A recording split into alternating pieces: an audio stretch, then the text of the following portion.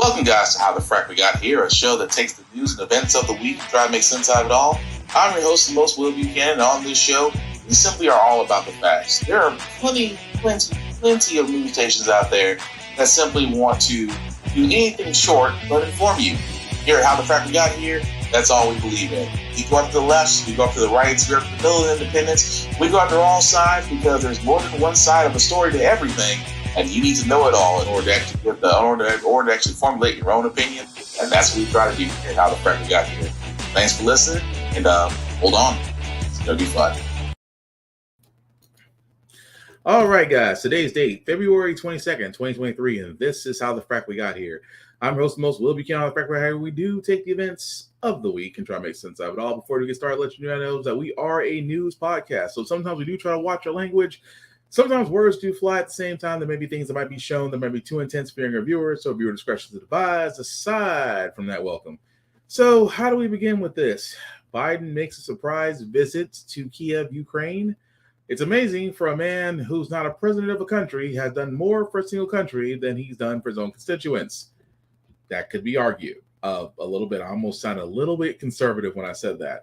But it's hard not to think otherwise. Biden did make a surprise visit for some odd reason for Ukraine. We are their biggest supporter, even though NATO has devoted some resources and troops to Ukraine. But it seems that with our politicians, they believe in the fact that we had to fight for Ukraine because Russia's invaded them, which is rightly so, but it shouldn't be just us. At the same time, it's another war. War is profiteering. And this is the one thing I want to make sure everybody understands this, because we have actually allowed well over 100,000 Ukrainians into the U.S. And a story that's going to come up very soon about those south of the border seeking asylum have a much stricter penalty that we're going to get into a little bit later. But again, Biden is seeking not only military aid, but foreign aid to Ukraine. And I'm sitting here wondering this entire time, how is it that Congress can give money overseas, but yet cannot give money to their own constituents? Because war is profit. That's the only thing I can come to. Because defense contractors, whenever they hear a war, it's Christmas. Now, the only people that are hating this are the Pentagon. Why? Because Army enlistment rates are low, have been at their lowest since the beginning of World War I, that Army enlistment rates are low. Mainly put, nobody wants to fight a rich man's war. But again, we shouldn't be surprised because Biden still thinks that we are fighting a good fight, and well, we should be. But again, America is not the world police. Moving right along, though, I wanted to cover George Santos. Why are we covering George Santos? Because this man went from saying he's Jewish, but he's not really Jewish. He went to college. He didn't really go to college. He was a successful business. Can't find the business. Why does this sound like Herschel Walker with a different name? Well, he actually has a story about going on Piers Morgan's show and really just admitting it. And at this point, you have to really wonder, what in the world are we truly doing with this detestable human being that can go on national television and say stuff like this? Santos likes TV cameras, even when he knows he'll be asked to explain his litany of lies. Tonight, in an hour-long interview with Piers Morgan, Santos was confronted about some of those lies, starting with the one about graduating from college. What's the simple explanation for why would you lie about something like that? Expectation on society, the pressure, couldn't afford it, decided I wanted to run for office, although I had built a very credible business career. And I just didn't have that part of my biography that I could not give anything. Did you not think that you'd be cool? You know, I just went with it. I didn't think, I mean, if you're going to make up a lie, are you thinking at all? I just think it was a stupid decision in my part. Very stupid decision that I regret every day. So he has regret about it. Back with me, Mark McKinnon, and John Berman, Natasha Alfred, and Harry Littman. John, you lie about going to Harvard. Just kidding. George Santos was my roommate. Yeah, he thinks so. We totally were on the volleyball team together, right? He thinks so. Are you annoyed with me for playing more George Santos? Are you one of the people who's like, why are we giving this guy airtime? Look, it's fascinating. No, but I think so too. I think it's fascinating. It's mesmerizing in some way. You know, but he's like a lying liar who lies. And I get that. I don't know what he could have said here that would have changed anyone's view of him. That's not to say, though, that I didn't find it interesting watching him try to weave this web. Well, we had a really unique new defense today in this interview, which is, well, I got away with it before. That was bizarre. Right? He said, why'd you do it in 2022? Oh, yeah, because I did it in 2020. No one cared. That's interesting. And I'm a terrible liar. That's the news. Yeah, I think it's a pretty good liar, actually. Prolific and But imaginative. he's caught all the time. So that makes him not a good liar. Yeah. He's caught constantly. And this Well, appeal to ethos, emotion, right? Like society placed this pressure on me to go to college and I couldn't do it. So I was forced to. It's so interesting how he's trying to play on emotions. Yet again, another example of the intentional manipulation. Well, And she does have a wonderful point. That for the fact of the matter that George Santos, which I'm trying not to give this excrement of a human being any airtime on anything podcast related, but they do bring up an interesting point. This man has been caught in lie after lie after lie after lie, denying it, goes on Piers Morgan's show, simply says, yes, I did it. Well, why'd you lie? Oh, pressures of society, just wanting to pad my resume, but my business acumen should be more than enough to make me a politician.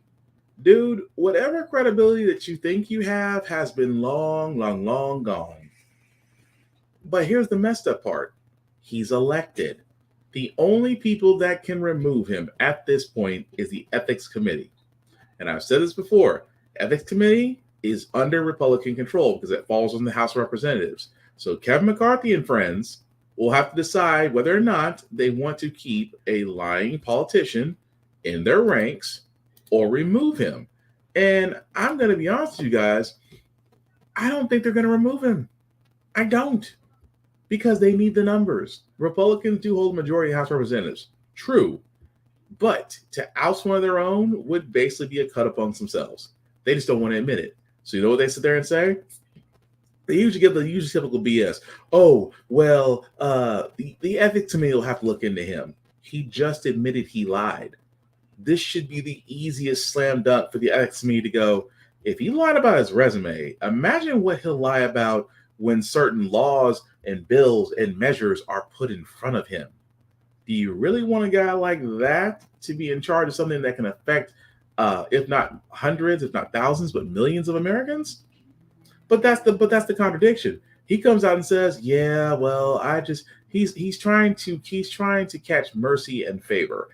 And honestly, it shouldn't work. But the messed up part about it is, I'm just waiting for Fox News to try to spin it. Well, the pressures of society is what led to him having to make these decisions. And, if I was in his shoes, I wonder if I could do the same thing. I'm waiting for it. Fox News, and I keep on saying that, and Fox News is not a real news station. It really isn't. Fox News is basically state-run propaganda with the Fox brand on it. Even more so that they didn't call themselves a news station. In the most recent lawsuit, they called themselves an entertainment network. That alone should tell you everything. And this next story I got, speaking of Kevin McCarthy, the new House Speaker, he did something that was weird at the same time suspect. He basically gave footage of the January 6th insurrection by homegrown terrorists to probably one of the three-headed hydras of Fox News. This morning, Fox News host Tucker Carlson says he's been given access to more than 40,000 hours of unreleased surveillance footage from the January 6th attack. They have not released any of it from January 6th. And January 6th, of course, is a transformative event in this country. It's been used to change the country.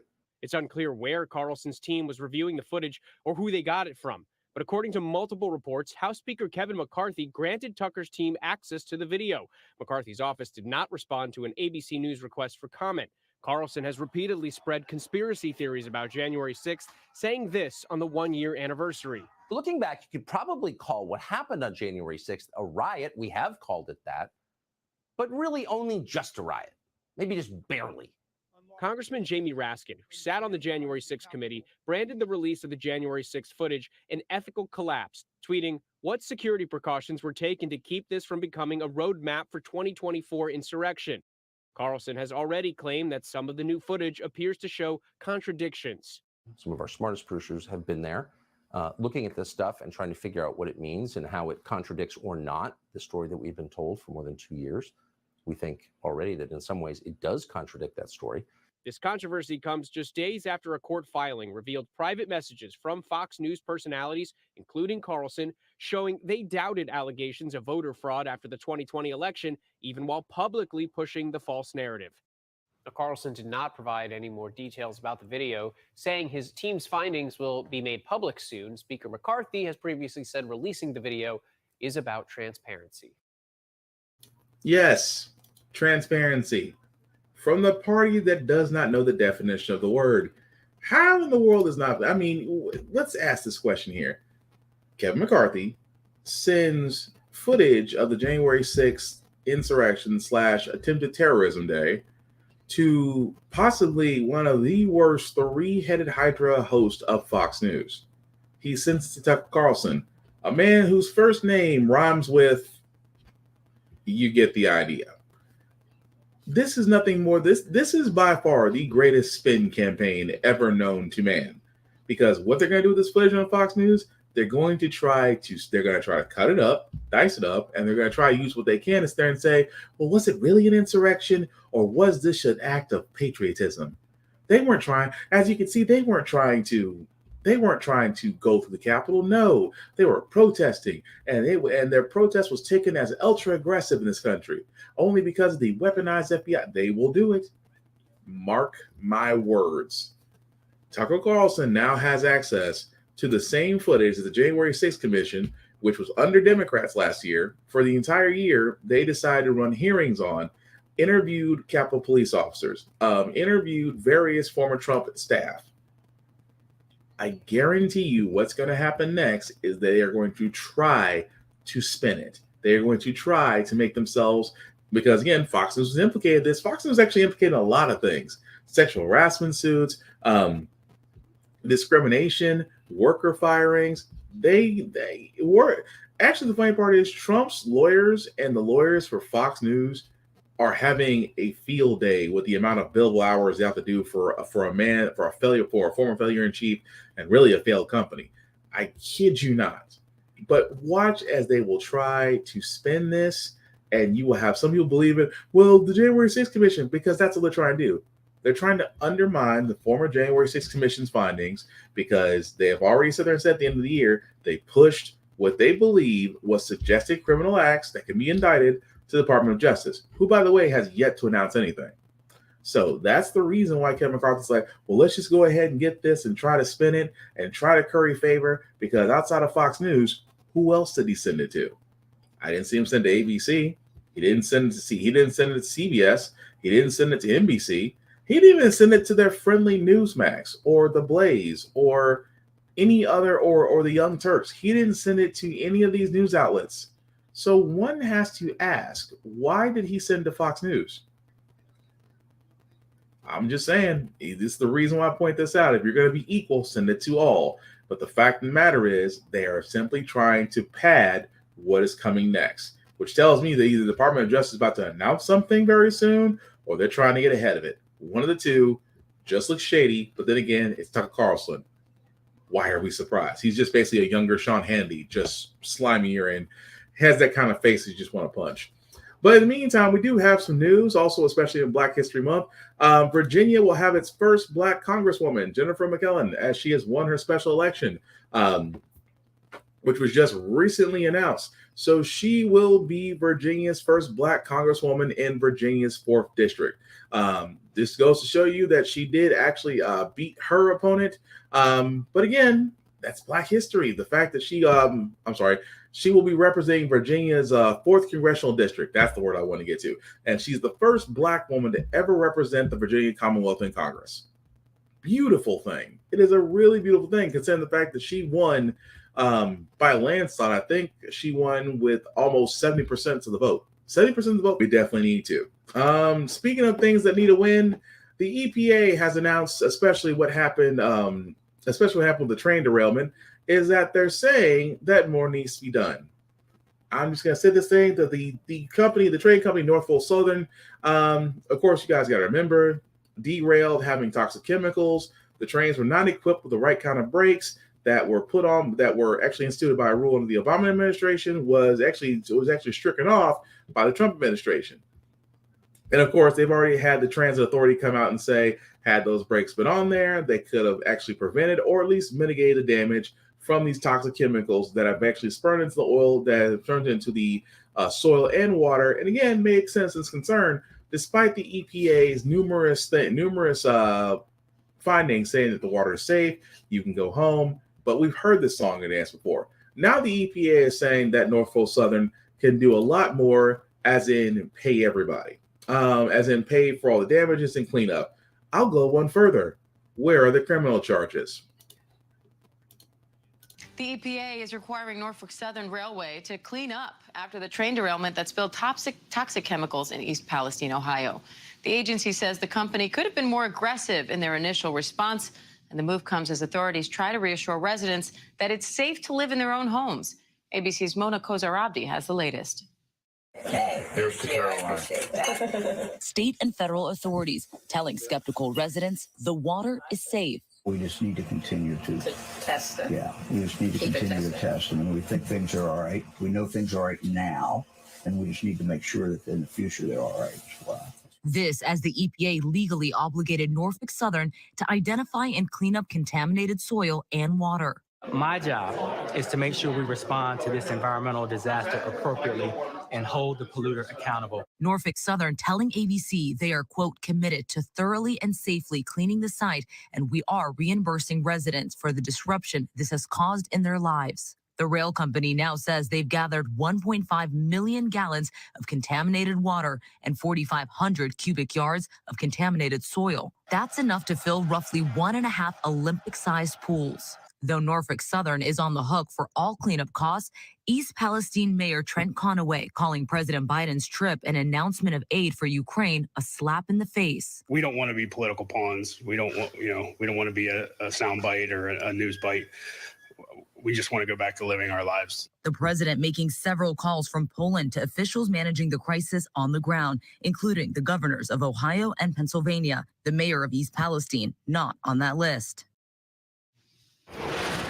And Mona Kozar-Abdi joins me live now from Columbiana, Ohio, with more. Mona, former President Trump is visiting the area today. What can we expect from that visit?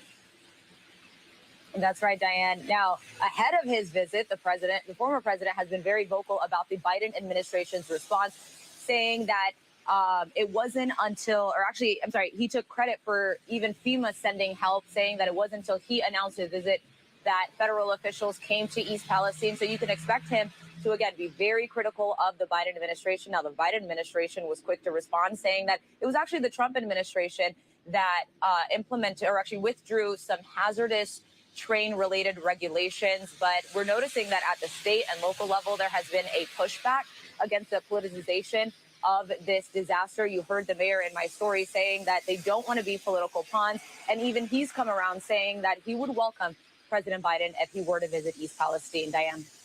We also saw the governor and other officials drinking the tap water there. What are you hearing from residents? Are they feeling reassured?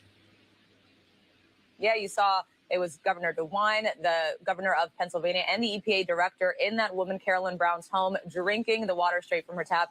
And the governor of Ohio has been saying, and he's been very vocal, that the water is safe to drink, and he did it himself. Now, the people that we spoke with, they hear the governor, but they're not listening. They say that they feel more safe drinking bottled water. There have been cases of bottled water donated to this community, and some people are even cooking with bottled water. And so I brought that to the governor of Ohio. I asked DeWine, I said, what is your message to people who are still relying on bottled water and are not do not feel or skeptical that the water is safe? And he said that it is their prerogative to drink bottled water if they want to. But he says all he can do is just keep reassuring them and showing them that the tests are coming back, that the water is safe to drink. Diane. All right, Mona Kozar-Abdi in Columbia. All right, so there's a lot to unpack there. Number one, I don't hear criminal charges.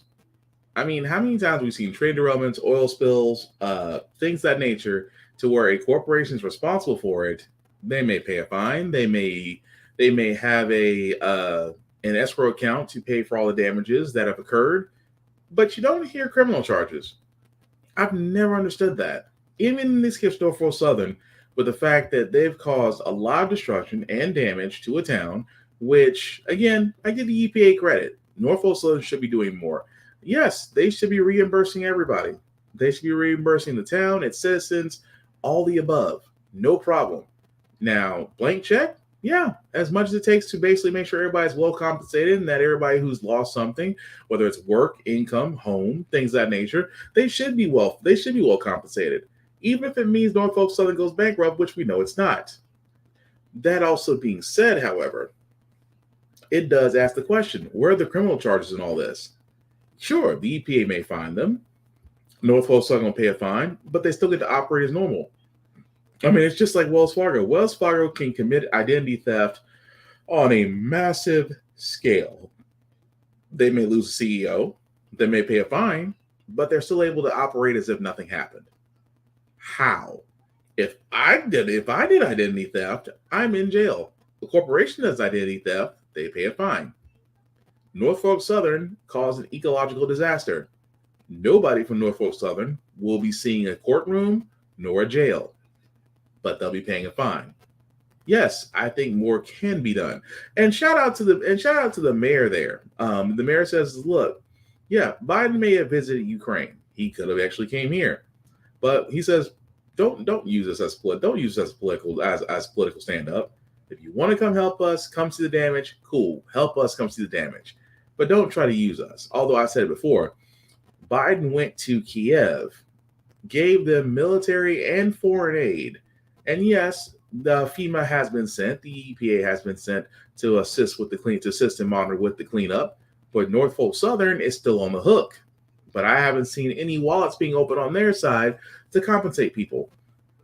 At the same time, you have former failure in chief Donald Trump acting presidential by going to visit the site and then trying to take credit for it. Well, unless I arrived, FEMA listens to me, okay? FEMA's the best.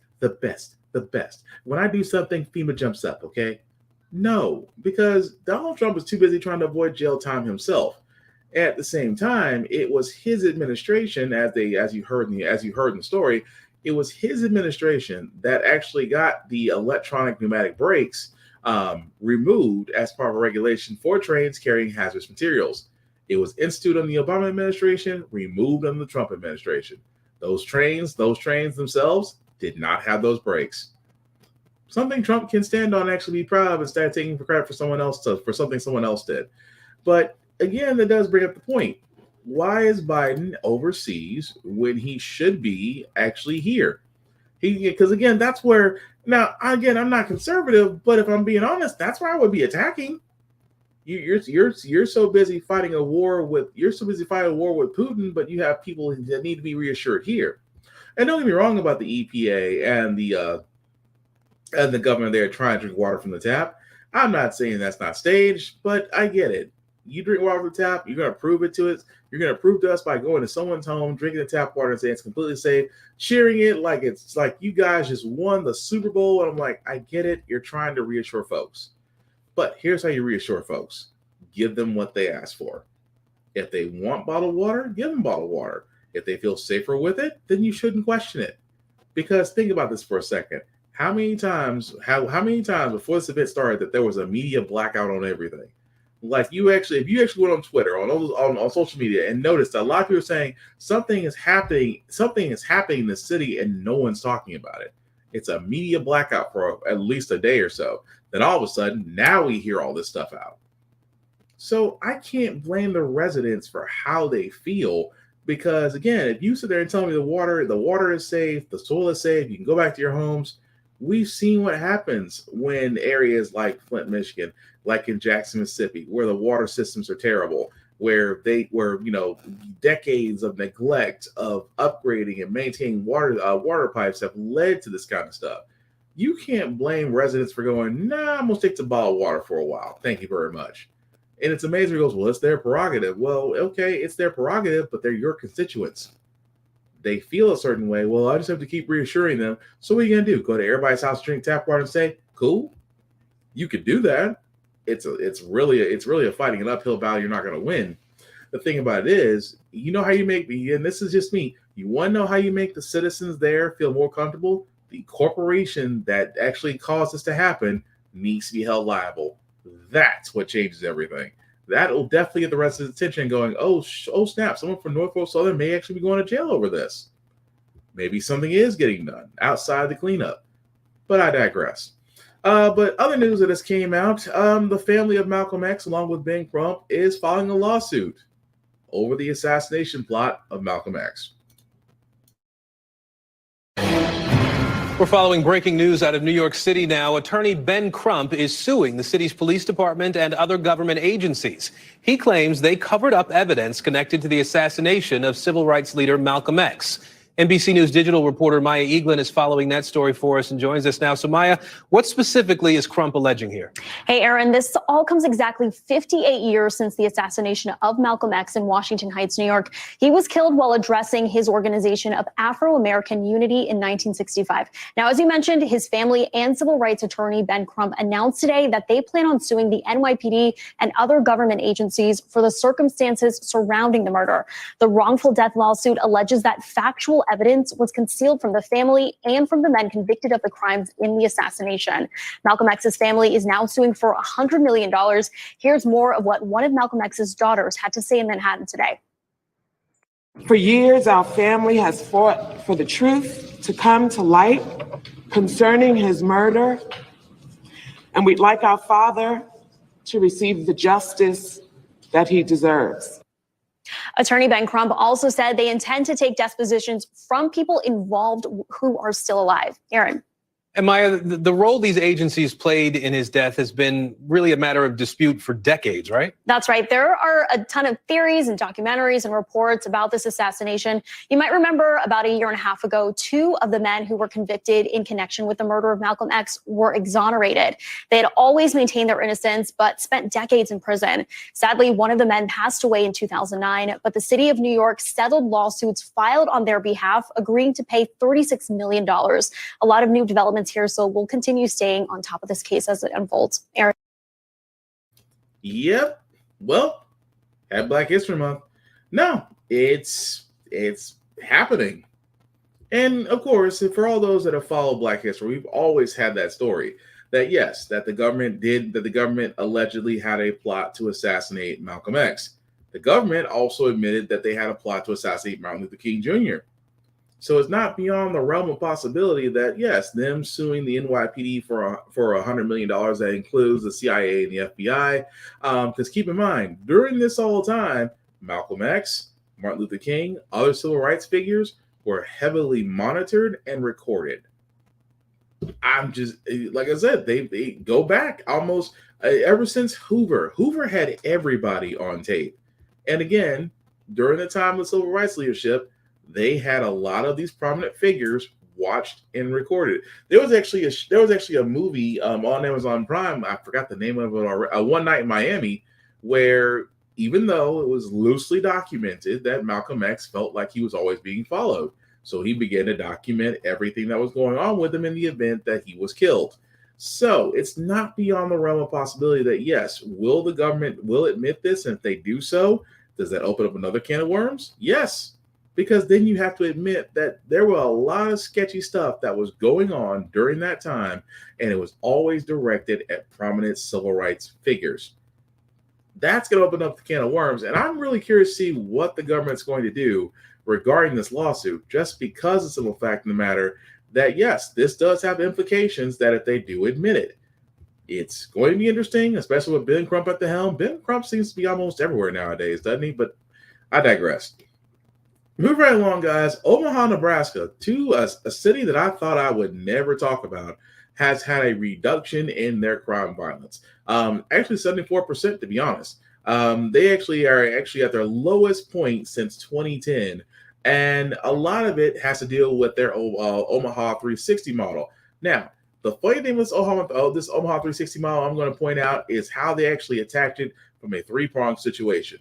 So, this is actually it right here, where they sat there and said, this is part of how they were able to reduce their crime, police complaints, things of that nature.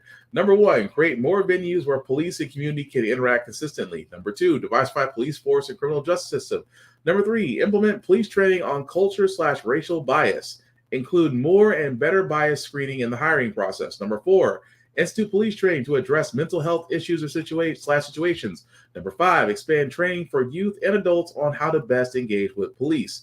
Number 6, continue to implement and use body cameras for standards and penalties. Number 7, continue to improve and make complaint process more transparent.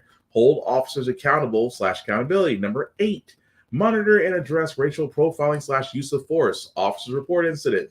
Number 9, address disproportionate stops, arrests, sentencing, and incarceration. And number 10, independent review or process for officer-involved shootings. Now, we on this podcast and others have said the exact same thing on police reform and how it can work.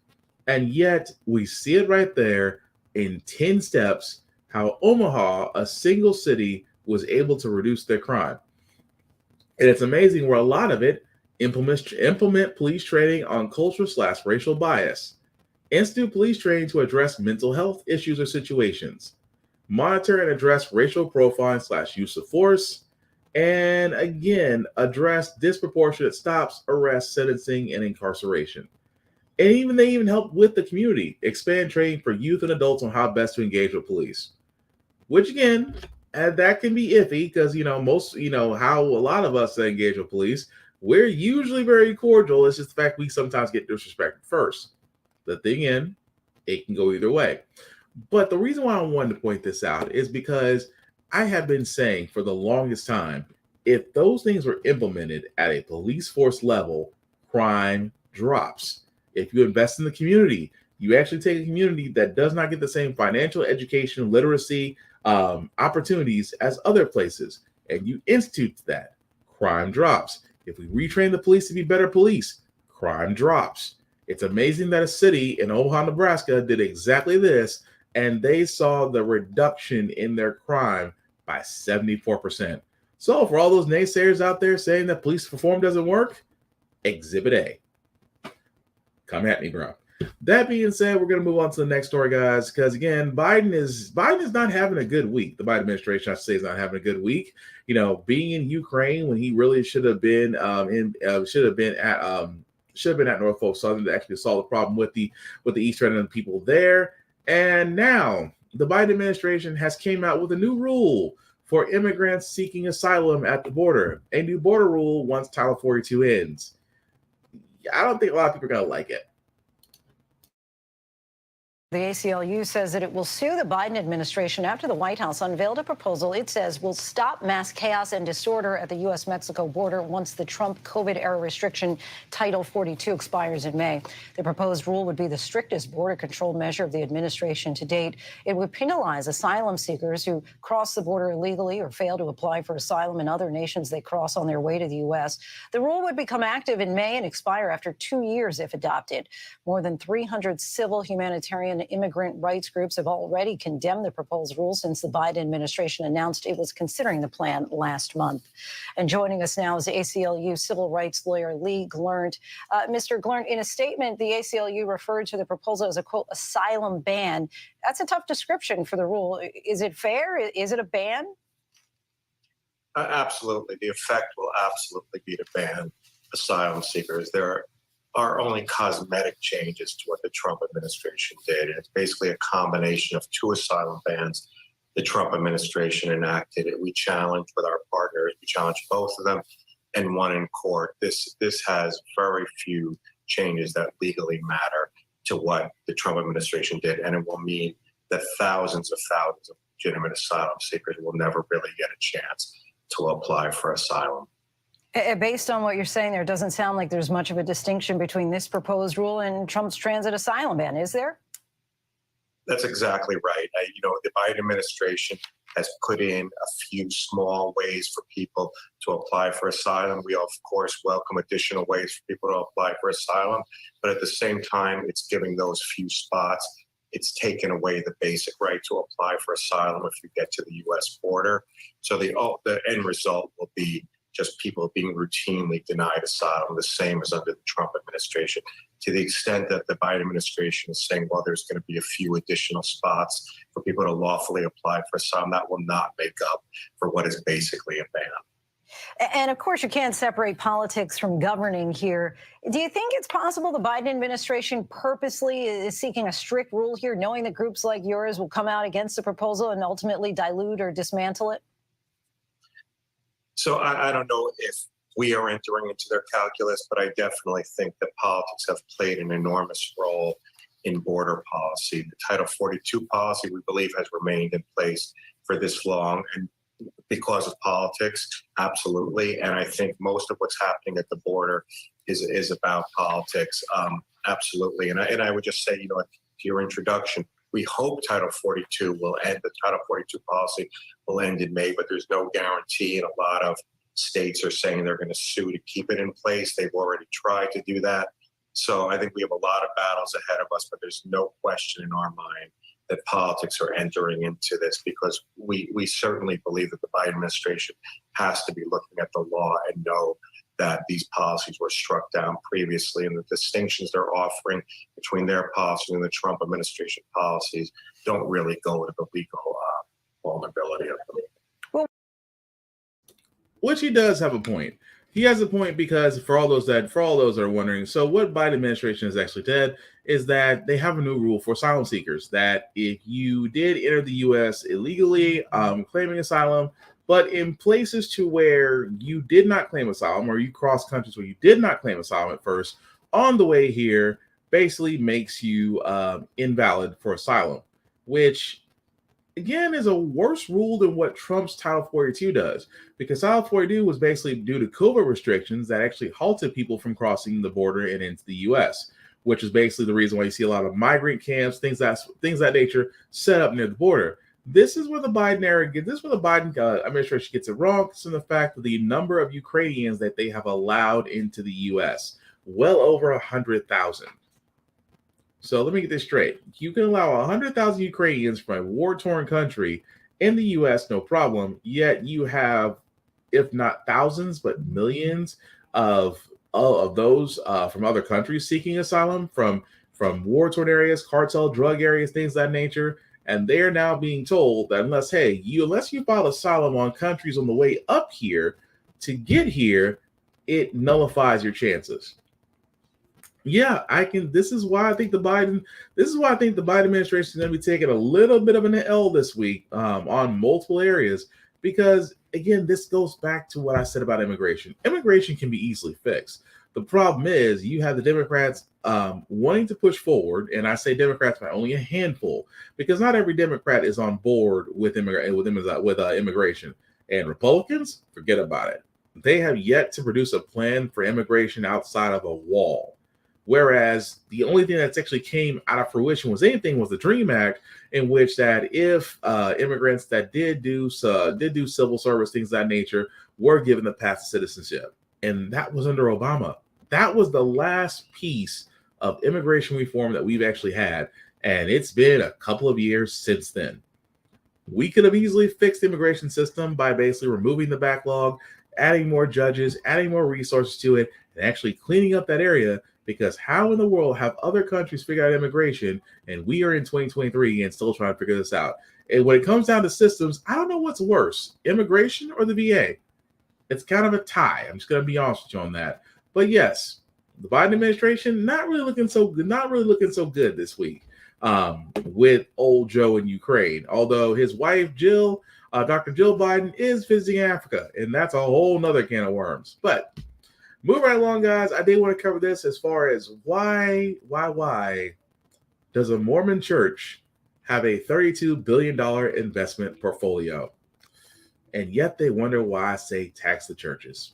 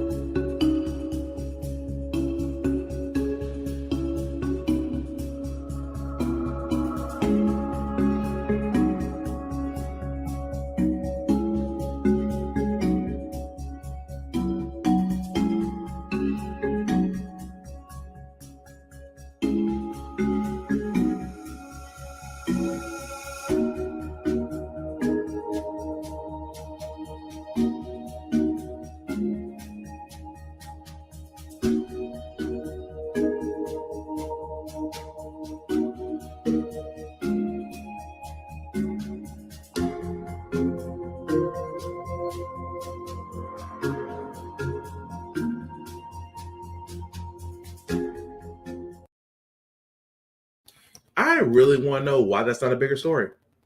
The Mormon church that you guys just saw was caught having a $32 billion investment portfolio.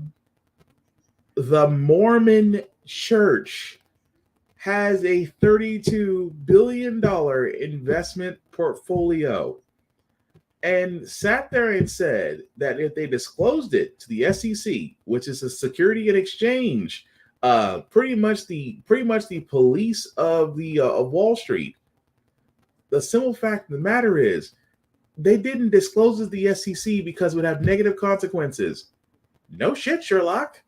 You're a church that has a $32 billion investment portfolio, a church who does not pay taxes.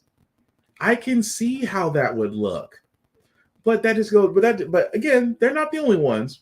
There are plenty of other religious organizations out there that are that do not get taxed.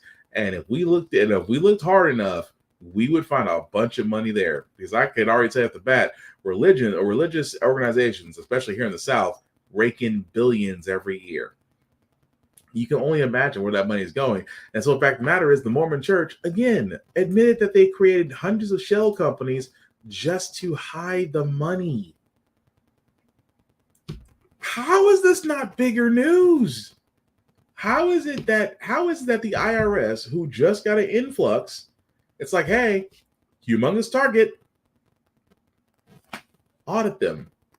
But they're going to pay a $5 million settlement of covering up their $32 billion. They will be allowed to operate as business as usual. And I am asking this question: how is it that we have not got around to taxing churches yet? Because apparently, as long as you have a church, you're covered. And apparently tax-free. But I just thought that was crazy that story has not gained bigger traction to me. I'm all I can say is, and why are we not taxing churches? Why are we not taxing churches? That's all I'm saying. But again, speaking of money, financial literacy, something that we should have all had, but there are those out there, especially during Black History Month, that are trying to basically break the cycle and actually institute those type of things to our youth to hopefully make them better financially responsible adults. Part of our Black History Month coverage, we are highlighting people actively working to close inequality gaps in America. Yeah, a great story here. This morning, we continue with looking at the importance of financial literacy, specifically for African Americans. NBC News reporter Maya England has more. I did not grow up in a household where we talked about money. Daisha Kennedy created a platform called The Broke Black Girl after spending years in banking and noticing the lack of culturally relevant resources. When I think of culturally relevant, I think that it centers me as a Black person, a Black woman, and the challenges that I face day to day, creating tools that are easily usable for me. A lot of our frustration and aggravation comes from us using unhealthy timelines and expectations that was placed on us either by other people or by social media. One study found that on average, Black people answered 38% of personal finance questions correctly, while white people answered 55% correctly. What has led to this gap in financial literacy for the Black community? Being denied access to wealth building opportunities, such as higher paying jobs, home ownership. Daisha says a lot of this can also be tied to education. Another report found that only 25 states required students to complete a personal finance course prior to high school graduation as of 2022. How do you think we can close this gap in financial literacy? Education is not a special privilege. It's a right that we all should care about when we are wanting to see change for our economy. And when I think of literacy and education, we have a responsibility as educators to make sure that no one is left behind. My hope for the future is the reason why I had to do this work starts to go away, that we start to understand and accept in our world that this is a necessity. I get to see Black women get relief in real time, which is not always a luxury that we get to enjoy. I get to see in real time that by using some of the resources that I have created, that they're able to grant themselves some financial relief and even mental relief. Maya Eaglin, NBC News. And she's 100% right that when it comes down to it, why is this not being taught? Like, I can imagine when I was in school many moons ago, financial literacy was not a part of it. Sure, we could have taken accounting as an elective, but accounting didn't really teach you what it should have done. It didn't teach you how to balance checkbooks. It didn't teach you how to do taxes. It didn't teach you about credit. It was literally bare boned. But yes, unless you're in a preparatory school or a private school, you may not get the financial literacy that you should be getting. Because I said before, if you get kids early and teach them financial literacy and teach them about credit and teach them about banking and teach them about loans, the fact of the matter is that they're not being taught about this. But if they decide to go to college, and these banks will sit there and say, hey, we're going to give you a loan for you to go to college with this insane amount of money, with this insane amount of APR, with this insane amount of years, only saying like, oh, don't worry about it because you're going to get a great job. You'll be able to pay this back. No problem. That's bullshit. Because I'm going to tell you why.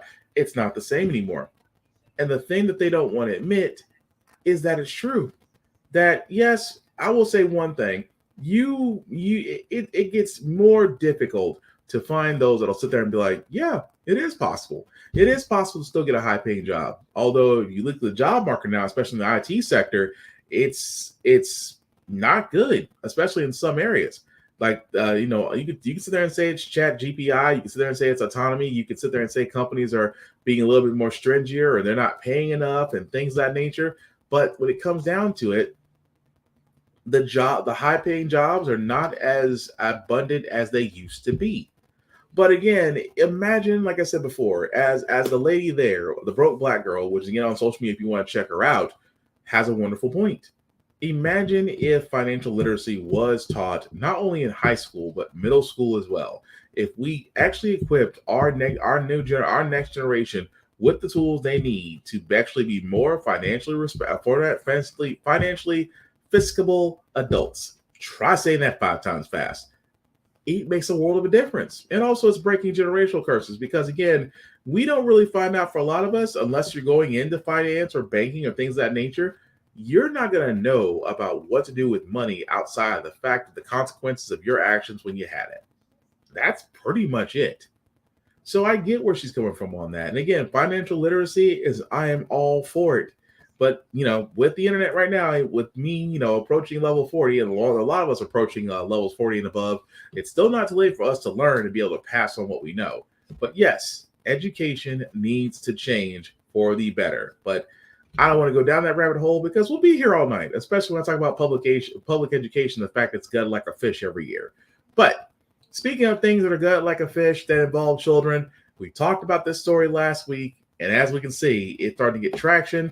Because not only is that company under scrutiny, they actually interviewed former managers who, by their reactions, it's slightly disturbing about what happened at this meat processing plant.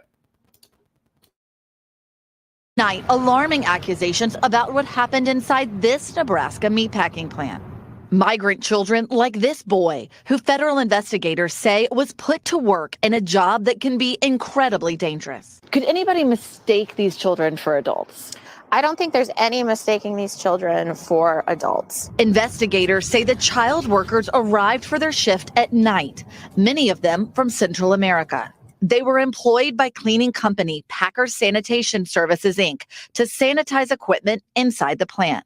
PSSI has 17,000 workers. Of those, investigators say the company employed more than 100 children, aged 13 to 17, and 13 plants across 8 states. Last October, labor investigators say they found nearly 24 children, some as young as 13, working here inside this massive slaughterhouse, cleaning up blood and animal parts in the overnight shift. Nebraska immigrant advocate Audrey Lutz has been helping some of the child workers from Guatemala, who she says are scared to talk to us. I think these youth are afraid because they don't know the systems in this country that were meant to protect them because those systems failed. We spoke to a former PSSI manager who asked that we conceal their identity. Did you ever see kids, people who looked like kids, working inside these plants? Yeah. How young do you think they were?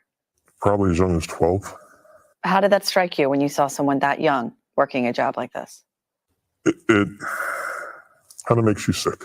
When you walk through the plant, you can't walk through it without getting animal parts on you or blood all over you. The company disciplined an employee in 2021, according to an internal PSSI report reviewed by NBC News.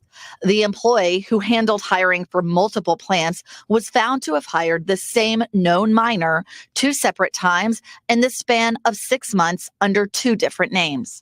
The punishment, according to the document, a demotion and a hiring policy review. Were managers ever worried that they'd be disciplined for hiring children? No. The former manager says the more common outcome was to hold the frontline worker accountable. You just terminate the child, terminate the undocumented worker. In December, the company signed a consent decree saying they would abide by child labor laws. PSSI telling NBC News our company has a strong corporate commitment to our zero tolerance policy against employing anyone under the age of 18 and fully shares the Labor Department's objective of ensuring full compliance at all locations, and says they are taking steps to prevent individuals at the local level from circumventing our wide-ranging procedures. Shannon Roboyedo was the lead investigator for the Labor Department. How is this investigation different from what you've seen before? I've never seen child labor violations to this extent. Just the sheer number of kids that were working. I've never had an employer or their representative impede my investigation like this, just so brazenly. PSSI says it was fully cooperative in the Labor Department's investigation. Oh, I'm pretty sure they were fully investigated. But it amazes me that actually happened. That you still caught multiple children, some of them undocumented, working your facility, and still have the nerve to sit there and say, well, we did everything we were supposed to do, so what's the problem? The problem is that you face no fines. You faced no jail time. I feel like this is a repeat theme on this podcast, that companies that are caught doing so nefarious things only pay a fine, and that's it. Allowed to operate as need be. There is no indictment. There is no jail time or penalty. It's just paying a fine and keeping it pushing. But this is the reason why we have child labor laws. And you think for all the types of human trafficking that they look at all the auspicious places, you would think a meat packing plant, especially that has kids working overnight during a third shift, doesn't seem to pop up on anybody's radar. Figure that one out. But we will follow that story as it gets deeper, because I don't think that's the end, as more and more scrutiny gets put on this particular PSSI company. Moving right along, guys, this is the reason why I keep saying, especially when it comes to justice, I know Richard Pryor said it best, when it comes to justice, go downtown, that's you find, just us. There's a reason why the criminal law, the system itself, needs an overhaul. The system isn't broken, it's working as designed. It was never just for us. Even more so, where again in southern states, we are finding more and more of these stories of men who were convicted, put in prison, completely innocent, but it took an act of Congress to get them out. And this is just another story. The last time we saw Lamar Johnson, he couldn't take a walk on his own or pop into a coffee shop. I didn't have a lot of choices where I came from. Because he'd spent most of the last 28 years in this Jefferson City prison for a crime he didn't commit. Back in 1995, Johnson was convicted for the murder of a man at this house in St. Louis and sentenced to life. Years later, 2 other people confessed to being the real killers, and the only key eyewitness in the case recanted. But the circuit attorney could do nothing about it, mostly because of a law that only allowed motions for new trials within 15 days of a conviction. Too late for Johnson. Have you given up hope that you'll get out? No, because that's all I have. And then last year, the Missouri legislature passed a bill to make it easier for prosecutors to get hearings in cases like Johnson's. And just this week, it is hereby ordered that the motion of the circuit attorney of the 22nd Judicial Circuit filed herein for the benefit of Lamar Johnson is granted. A judge vacated his conviction, setting him free. Johnson listening to the theme from Rocky on his first ride home.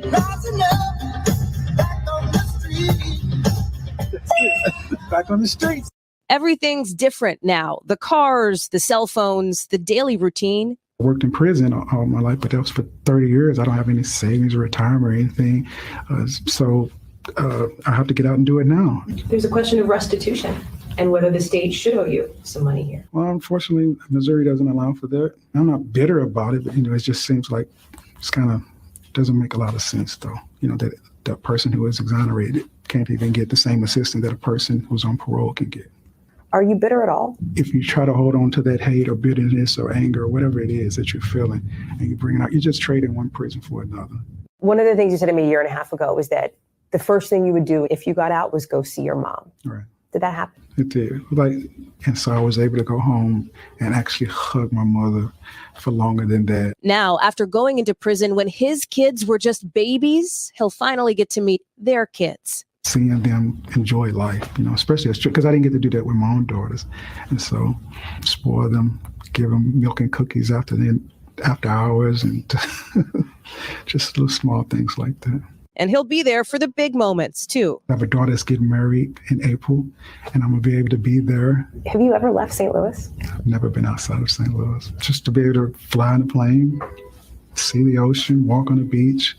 And with that freedom comes a fight for others like him. There's a purpose in the pain that we all feel, and that our obligation is to learn from that experience and then to teach others, to help them to avoid it or to help them go through it. If there's a lot more Lamars in the system around this country, and we can do better.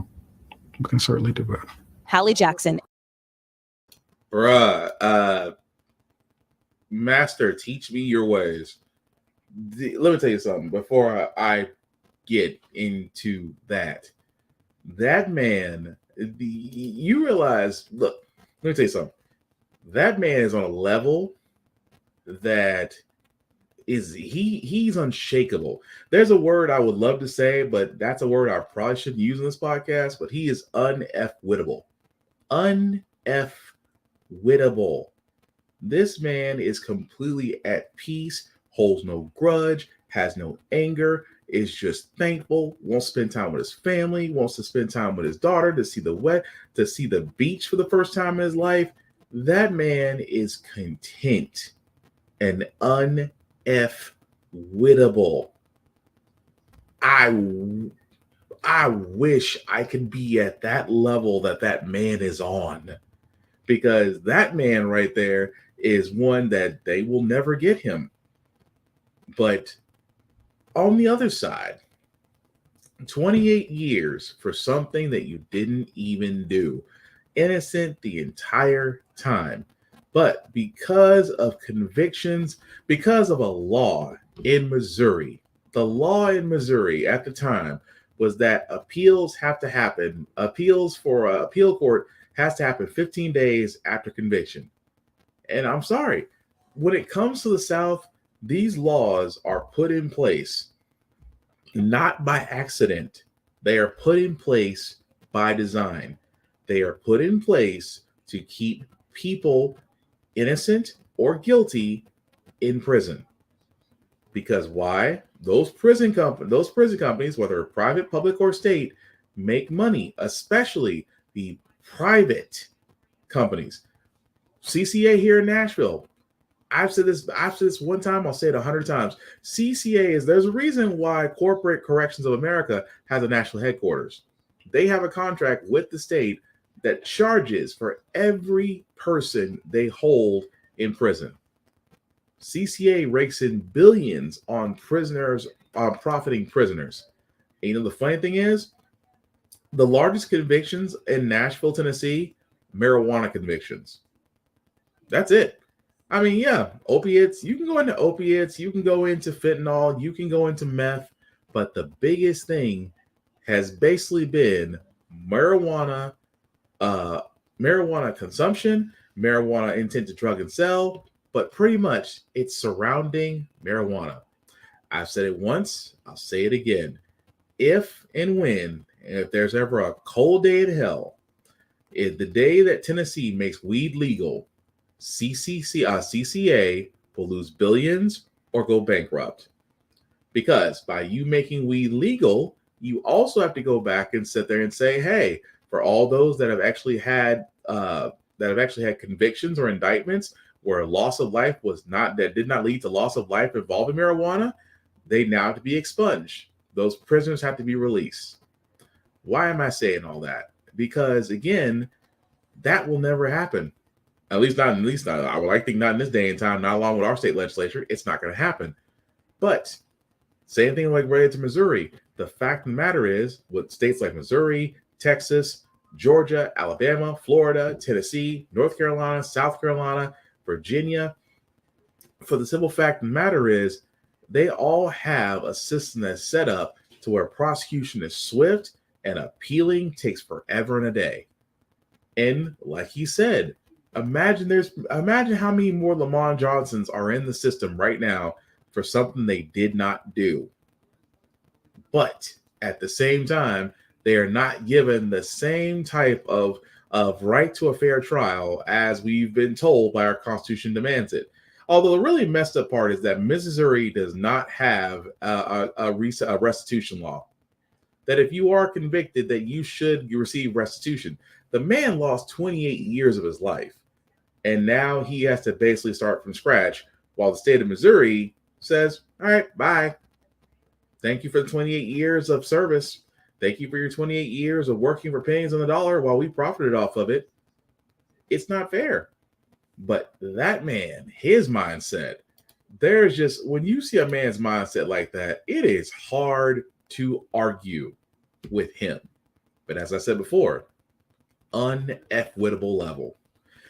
That being said, guys, we're going to move on to our feel good segment because usually on How the Frack we got here, we usually cover a lot of things that are doom and gloom. Sometimes they can use faith in humanity, but hey, it's the middle of the week. It's hump day. Hopefully getting to Thursday, which is Thursday, which is basically Friday Eve. And we will leave you guys out some good vibes and good vibrations. And I love to see when people's impact on a community reaches far and wide. And this man, being a dentist in Memphis of all places, definitely did just that.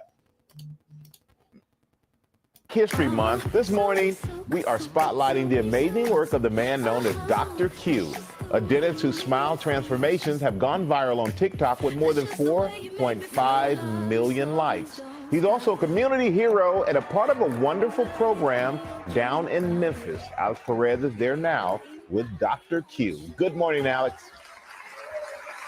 Hey, good morning, Michael. Take a look behind me here. You have some of the amazing, wonderful people who are part of the Determined to Be a Doctor Someday program. Good morning, y'all. How you doing? That's the kind of energy they have been bringing to the table all morning, and we're excited to see it. Joining me now here, Michael, as you said, is Dr. Q, Quadarius Tony. How you doing? This program was so important to you. It inspired you. Tell us why you love this program. I think my mom sent me a picture the other day, and it was back in 2012. And I was here almost over a decade ago.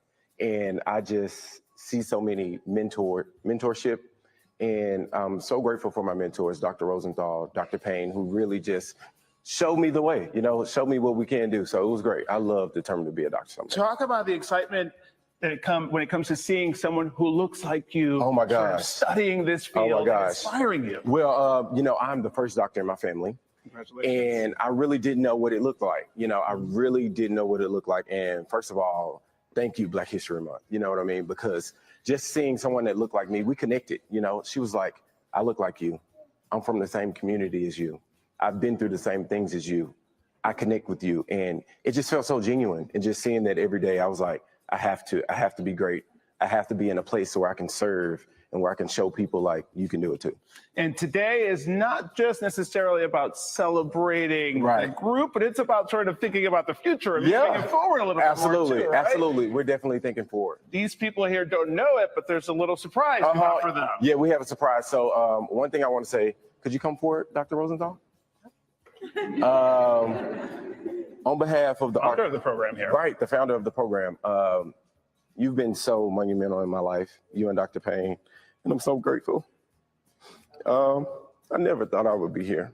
I genuinely don't. But God has been blessing me. And I'm like, let me be a blessing to you, So we have a check for $8,000.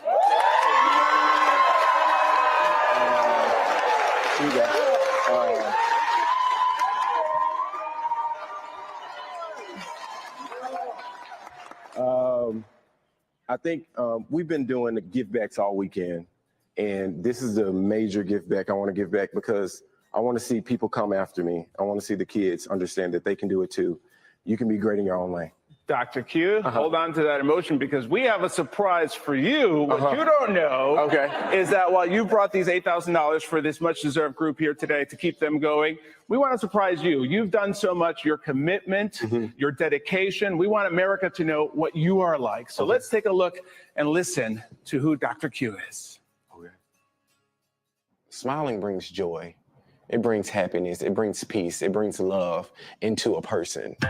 For Quadarius Tony, also known as Dr. Q, a smile is so much more than just a warm welcome. The 27-year-old Memphis native has been running Art of Aesthetics for more than 2 years, using dentistry to help change lives. Dr. Q's humble spirit. He remains a people person and he remains a servant at heart. Dr. Q's white coat dreams starting over a decade ago when he became part of the program called Determined to Be a Doctor Someday. Dr. Q was one of our very first participants.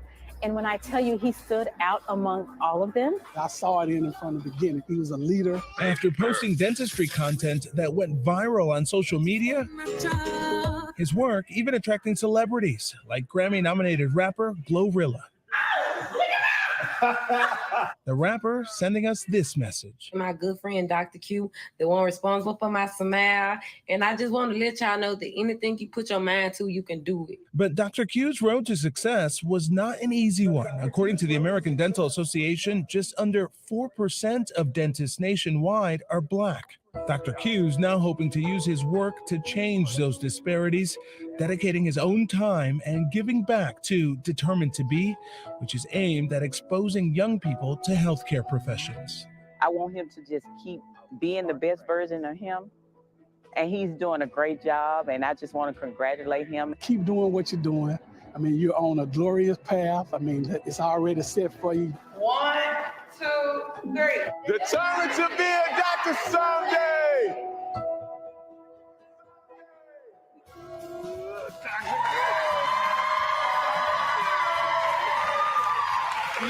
You're smiling from ear to ear. Yes. Glorilla, your family, your friends, everybody in there. What's this feel like? It feels amazing. You know, at this moment, it's a full circle moment. You know, just being where I started, it just brings joy to my heart. And I want to continue to do that for the youth behind me. I'm so proud of them, just seeing that they're trying, to figure out what to do in life, And Dr. Christina, tell us quickly, this money, how important is it? What will it do? It's amazing. It will definitely aid our programming, our scholarships, and it's even more touching that it comes from you. Well, you guys heard of the rule of threes, right? Well, we have one more surprise because, that would make it 3. Yes. Well, Waterpik, the most trusted name in water flossers, they help you get all the way in the back when you can't get all the way back there. Well, they've decided they're so inspired by your work, your dedication, they are donating.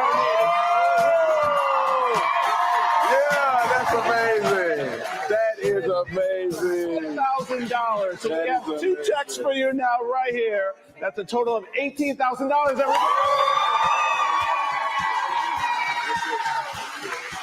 You can see the emotion, Dr. Q. Thank you for your inspiration and continuing to fight for all of us. And thank you for your dedication. Everybody, let's thank Dr. Q one more time.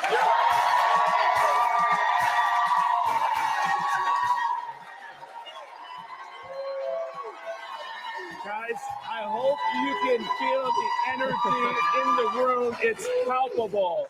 Everyone here is excited, and I hope you guys can feel that excitement all the way back in New York, guys. We certainly do, and please give them our best.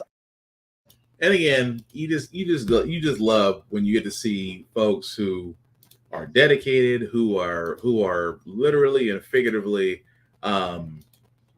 just happy about their impact. And like I said, especially with dentistry. I used to hate dentists. I used to hate going to dentists because as a kid, I never liked going to the dentist because to me, well, let's just say one bad trip with nitrogen gas and me talking to Elmo. But again, neither here nor there. Want to give that man his props because again, for what he's trying to do, he's trying to change the culture. He's trying to change the narrative. He is trying to show the next generation that, hey, if I can do it, so can you. And again, I can't even begin to stress how many times, but as a good friend of mine, Demetrius has said, representation matters, and it matters greatly. That being said, guys, that's going to do it for this podcast. Do thank you all for watching, for liking, for letting people know this is live. I certainly appreciate that. Some shameless plugging before we do get out of here. I do want to shout out to my buddy Vaughn at BigBZA. Which you can find him, BigBZA on all socials, where he does have his TikToks and his YouTube beats. Yes, he has beats for sale, but definitely check him out, BigBZA everywhere. As for yours truly, guys, I am BlackFox447 on all socials. You can like, and follow me. I usually get reviews on everything that I watch, that I play, that I read, that I see. Sometimes gym stuff because I'm trying to motivate myself, trying to be in shape or out of a shape. Yeah, let's go with that. But I try to do my best. At the same time, guys, link at the bottom and make that just a wee bit bigger for you guys to see it. If you copy and paste that into your browser, take you my link tree. That's the YouTube and Facebook groups for all of my podcasts. How the Frack We Got Here, Get Bit, and of course, off on this podcast. Like, share, and subscribe. Let people know what's going on. Let me know if you like what I've done with the show. Do you like it? Do you don't like it? Do you hate it? I still want to know. Interaction is key. I mean, I just don't want to think that I'm, talking just to myself, although I do talk to myself. But hey, sometimes you have to have a conference. But that also being said, guys, if you are traveling, and if you haven't noticed, COVID's back up. Transmission rates are high again. So if you're going to an area that's, or if you're traveling or you're doing a lot of traveling, and if you're in a lot of areas congealed or congested, please wear a mask. Please protect yourself. If you feel the least bit sick, feel the least bit sick. Thank you for watching me this far. Please stay home because, again, when you stay home, you protect yourself and protect others. We help out our brethren in the nursing and doctor profession because they are doing the Lord's work right now with the hours and shortages and that entire mess, but still trying to keep people safe and healthy and, most importantly, alive. So please wear a mask on that. Aside from that, guys, before I get to my closing, I will say this all the time. There is no competition. Everybody's lane is different. If someone gets there before you or someone gets there overnight before you, it's completely okay. It's their time. There is a reason why we're all running different races, but as long as you stick to yours, you are going to make it to your end goal. So what am I saying at this point? There is no competition, simply only you. But know that I am rooting for you. I will promote for you. I will be your biggest cheerleader because at the end of the day, I want to see everybody win. I want to see everybody give a hand up instead of a hand down because we only move forward when we are unified with one purpose. Simply put. At the same time, about my being on social, I'm a very friendly person. I love talking with people, having conversations. I just have simply one rule. Don't be a dick. Now, the last thing I'll say about How the Frack We Got Here, guys, is all about staying informed. We are not trying to reinvent the wheel. We are simply giving you all the information allow you to make up your own mind, but we do provide a lot of perspective that goes along with it. We do a lot better as a society once we're informed. We're progressive. We move forward. We try to right the wrongs of our past by making decisions now that we should have done back then, like electing our first woman to the Supreme Court, electing our first black woman to the Supreme Court, electing our first black woman to the Federal Board of Governors, electing our first black 4-star military general, electing our first black woman to the fourth congressional district of Virginia in first time in history. All great things. When we don't learn from history, we are doomed to repeat it. That's what we keep asking ourselves. Why does everything go up about our paychecks? Why are we electing different politicians but still the same old game in Congress? And most importantly, how the frack we got here. Thank you all for watching, guys. Please take care of yourselves and each other. We will all get through this.